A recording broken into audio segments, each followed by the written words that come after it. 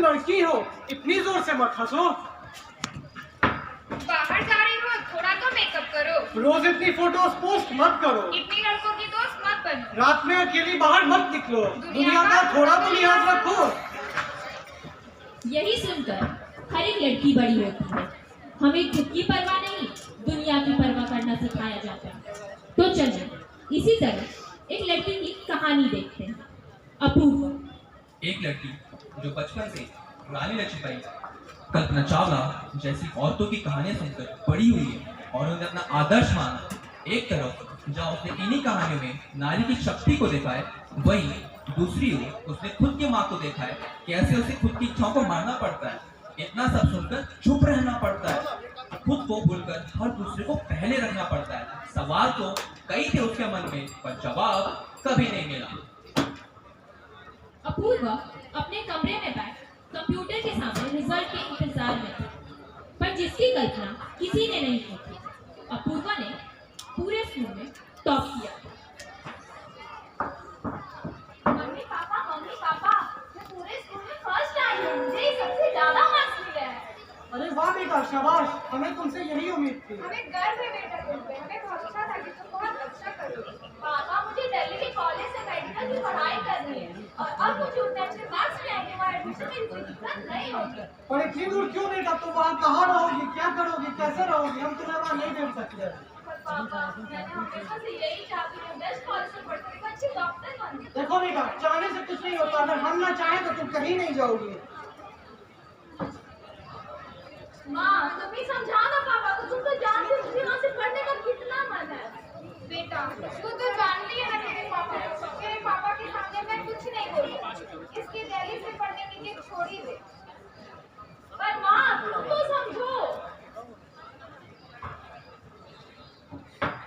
एक शाम अमित आंगन में बैठ अखबार पढ़ रहे थे, तभी सुमन वहां आई। ऐसा लग रहा था जैसे वो बहुत संकोच में थी, हिचकिचा रही थी। तभी अचानक से सुमन ने कहा, मैं क्या कह रही थी, हम अपूर्वा को एक मौका नहीं दे सकते? वो हमेशा से पढ़ाई में मेहनती रही है और अच्छी रही है। तुम जानती हो बाहर की दुनिया कैसी है? वो बाहर कहाँ रहेगी, क्या करेगी? हम उसे अकेले किसी कीमत पर नहीं भेजेंगे।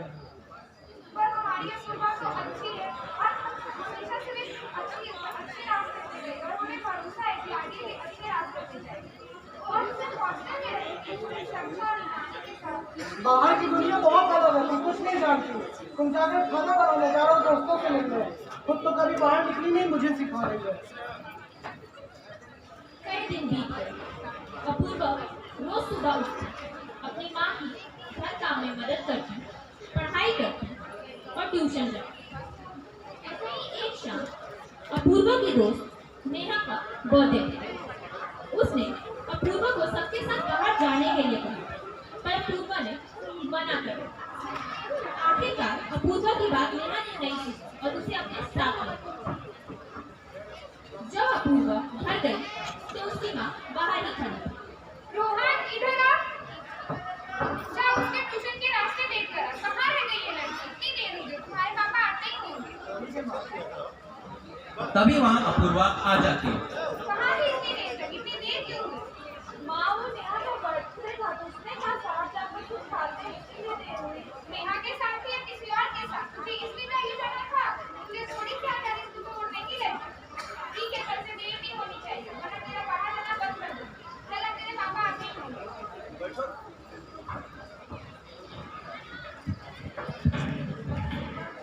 दिवाली का समय था।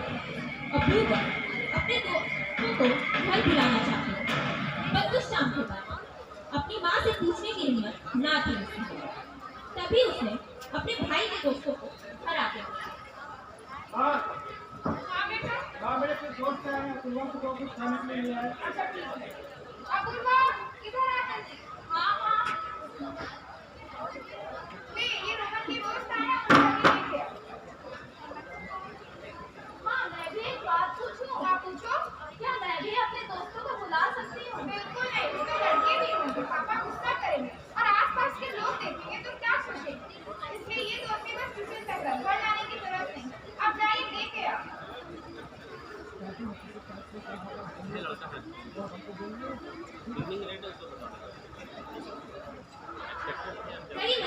गुजर चुके हैं और रोहन की पैकेज हो रही है। रोहन का एडमिशन नोएडा की यूनिवर्सिटी में कराया गया और सभी लोग उसे विदा करने की तैयारी में लगे हैं। अपूर्वा एक कोने में बैठ यही सोच रही थी कि मेरे वहां जाने पे इतने सवाल थे। इससे अच्छा तो मैं पढ़ाई करती ही नहीं, मेहनत करती ही नहीं। क्या मिला मुझे इतनी मेहनत करके जब मुझे आगे कुछ करने दिया ही नहीं जाएगा। जब भी मैं अपने सपनों के बारे में बोलना चाहती हूँ मुझे चुप कराया गया।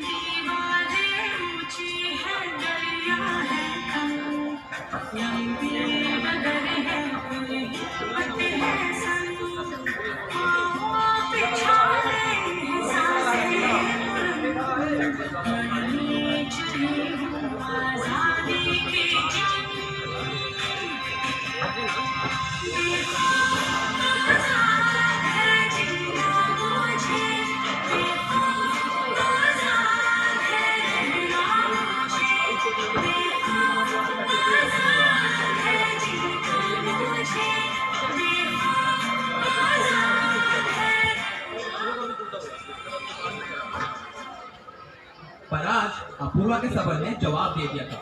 उसने सोचा अगर मैं खुद के घर में सवाल नहीं उठा सकती तो जमाने में लीडर होकर कैसे चल पाऊंगी। उसने अपने आंसू पोंछे और अपने माता पिता से जवाब मांगने के लिए बाहर गई। पापा, क्या रोहन वहाँ अकेले रह लेगा? क्या वो खुद को अकेले संभाल लेगा? माँ, क्या रोहन कभी देर से घर नहीं आया? क्या आपने कभी उससे पूछा है कि वो इतनी देर रात तक बाहर क्यों रहता है और किसके साथ? क्या आपने कभी उससे कहा कि उससे भी घर के काम में मदद करनी चाहिए? क्या आप दोनों ने कभी भी हम लोगों को एक जैसा देखा है? कभी नहीं। आपने हमेशा मुझे पीछे रखा है क्योंकि मैं एक लड़की हूँ। आपने कभी उनके मौके दिए नहीं जो रोहन को एक लड़के होने में मिले हैं।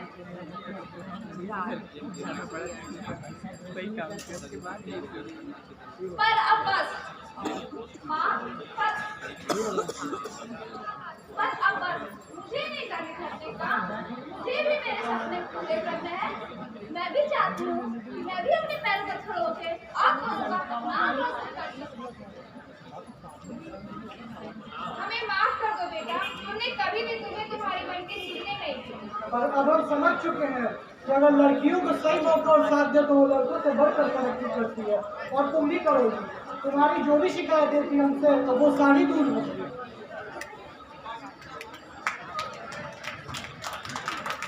अपूर्वा ने अपने मेडिकल कॉलेज के एंट्रेंस की तैयारी शुरू कर दी थी। उसके एडमिशन में जो 1 साल की देरी हुई थी उस 1 साल में अपूर्वा ने कॉलेज के एंट्रेंस के साथ साथ स्कॉलरशिप की तैयारी पूरी कर ली थी। तभी अमित को रोहन के कॉलेज से कॉल आता है और उस कॉल के बाद मानो अमित के पैरों तले जमीन घिसक गए थे और तभी अचानक रोहन बाहर से आया। अरे रोहन, तू अचानक से? अभी तो तेरी कॉलेज की छुट्टियां भी नहीं है। अरे बेटा, तू कब आया? तूने तो सरप्राइज दे दिया। हाँ माँ, मैं आपके लोग सरप्राइज देने आया था। बहुत अच्छा किया। अपना हाथ मुंह धो ले, मैं तुम्हारे लिए कुछ बढ़िया बना। रुको, क्या सही में ये बात है बेटा? क्या तू सही में सरप्राइज देने आया है या कुछ और बात है? वो क्या? बोल, चुप क्यों है? क्यों चिल्ला रही है जी बच्चे पे? तुम्हें मालूम है इसने पिछले 1 साल में एक भी महीने क्लास अटेंड नहीं किया। इसे कॉलेज से रस्टिकेट कर दिया गया है। इसे पढ़ाई लिखाई में बिल्कुल मन नहीं लग रहा। इसने हमारा पैसा बर्बाद किया। अगर यही मौका हम अपूर्वा को देते तो वो हमारा नाम रोशन करती और तरक्की भी करती। लेकिन अब इन सब बातों की याद करके कुछ फायदा नहीं है। ये खाली जब लोगों को ऑफिस जाके देखेगा तो इससे अकल आएगी।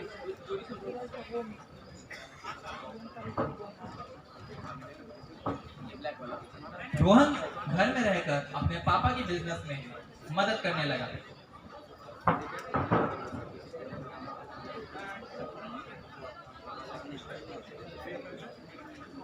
आज के दिन अपूर्वा की पढ़ाई पूरी होगी ये बताने के लिए वो अपने घर आती है।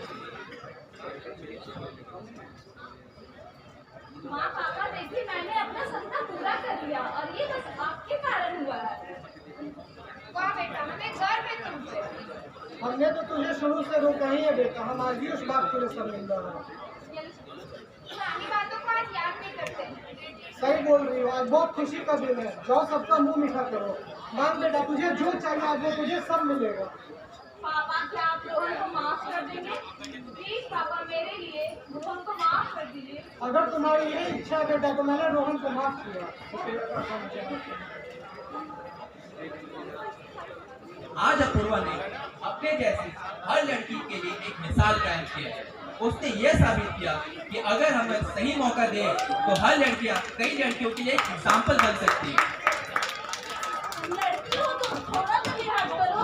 लोग क्या कहेंगे? आंसू पूछो चेहरे सामने। अगले घर जाना है तो थोड़ा तो बर्दाश्त करो। और लड़की को हर सामान की तरह आने वालों को भी तो थोड़ा लाज करो। क्या वो औरत है तो उसे जीने का अधिकार नहीं? क्यों उसका यूं बेबाक होना जमाने तुझे स्वीकार नहीं? तड़प बस, तू चल, तेरे कदर पे दुनिया चलती है। तू भाग, ये जमाना तेरा है। तू निडर मन, तेरे नाम की शक्ति का वास है। तू चमक उस ऊंचे चांद से भी ज्यादा तेरी रोशनी है।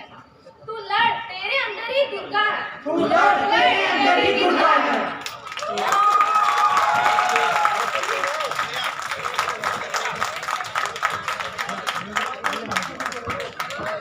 हेलो, बहुत अच्छे। और इसमें एक बार और यहाँ पंडाल में बैठी लड़कियों की तालियां गूंजनी चाहिए।